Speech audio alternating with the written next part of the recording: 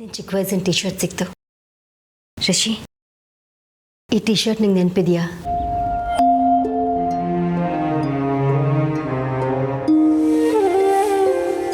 ನಾಳೆ ನಂಗೆ ಶಿಕ್ಷೆ ಆದರೆ ನಾನು ಹೊರಟೋಗ್ತೀನಿ ಅಂತ ನೀವು ನನ್ನ ಹಳೆ ಬಟ್ಟೆಗಳನ್ನ ತೆಗೆದು ನೆನಪಿಸ್ಕೊತಾ ಇದ್ದೀರಾ ಅಮ್ಮ. ನಿಮ್ಮನ್ನು ನೀವು ಸಮಾಧಾನ ಮಾಡ್ಕೊಳ್ಳೋಕ್ಕೆ ಹೀಗೆ ಮಾಡ್ತೀರಾ ಅಂತ ನನಗೆ ಗೊತ್ತು.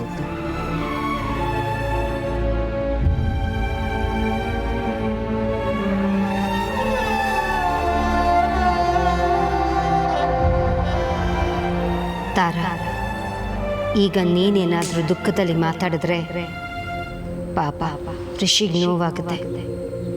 ಅವನನ್ನು ಚಿಯರ್ ಮಾಡೋ ಹಾಗೆ ಏನಾದರೂ ಹೇಳು. ನಾನು ಇನ್ಮೇಲೆ ನಿಮ್ಮ ಮಡ್ಲಲ್ಲಿ ಹೀಗೆ ಮಲಗೋ ಅವಕಾಶ ಸಿಗುತ್ತೋ ಇಲ್ವೋ ಗೊತ್ತಿಲ್ಲಮ್ಮ. ರಿಷಿ, ರೋಹಿತ್ ಹುಟ್ಟಿದ ಮೇಲೆ ನನಗೆ ಹೆಣ್ಮಗುನೇ ಬೇಕು ಅಂತ ಆಸೆ ಪಟ್ಟಿದ್ದೆ, ಗೊತ್ತಲ್ಲ? ಹಾಂ, ಆ ಋಷಿ ಅಂತ ಹೆಸರಿಡಬೇಕು ಅಂತ ಡಿಸೈಡು ಆಗಿದ್ರಂತಲ್ಲ, ಅಪ್ಪ ಹೇಳ್ತಿದ್ರು. ಅದರಲ್ಲಿ ರಿಷಿ ಮಾತ್ರ ಉಳೀತು. ನೀನು ಹುಟ್ಟಿದ ಮೇಲೆ ಎರಡನೇದು ಗಂಡ್ಮಗುನೇ ಆಯ್ತಲ್ಲ ಅಂತ ತುಂಬ ಬೇಜಾರಾಯಿತು ಕಣ. ಆದರೆ ಆಗ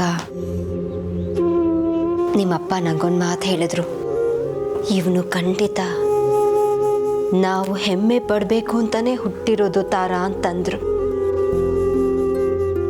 ಆ ಮಾತು ಸುಳ್ಳಾಗ್ಲಿಲ್ಲ ರಿಷಿ. ನೀನು ಇದುವರೆಗೂ ಮಾಡಿರೋ ಎಲ್ಲ ಕೆಲಸನೂ ನಮಗೆ ಹೆಮ್ಮೆ ತಂದುಕೊಟ್ಟಿದೆ. ನಿನ್ನ ಕನಸುಗಳನ್ನು ನೀನು ತ್ಯಾಗ ಮಾಡಿಲ್ಲ. ನೀನು ಅಂದ್ಕೊಂಡು ಹಾಗೆ ಬದುಕಿದ್ಯಾ ಅಂತ ನನಗೆ ಖುಷಿ ಇದೆ ಕಣೋ.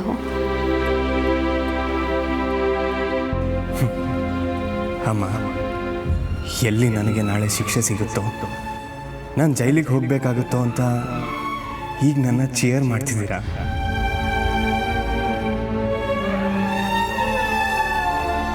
ನೋಡ್ತಾ ಇರಿ, ಅದ್ಯಾವ್ರ ಅವನೇ ನಾಳೆ ಕೋರ್ಟ್ನಾಗೆ ನಿಮ್ಗೆ ತಕ್ಕ ಶಿಕ್ಷೆ ಆಗೇ ಆಯ್ತದೆ. ರಿಷಿ, ಅಮ್ಮನ ಪ್ರತಿ ಮಾತಲ್ಲೂ ಅವ್ರ ಮನಸ್ಸಲ್ಲಿರೋ ದುಃಖ ಎದ್ದು ಕಾಣ್ತಿದೆ. ಅವ್ರನ್ನ ಹೀಗೆ ನೋಡೋಕೆ ನನ್ನಿಂದ ಆಗಲ್ಲ. ನಾನು ಜೈಲಿಗೆ ಹೋದರೂ ಸಹ ನಾನು ಹೋಗೋಕ್ಕೂ ಮೊದಲು ಅವ್ರು ನಗ್ನಾಗ್ತಾ ಇರೋದನ್ನ ನೋಡಿನೇ ಹೋಗಬೇಕು. ಅದಕ್ಕೇನಾದರೂ ಮಾಡು ರಿಷಿ.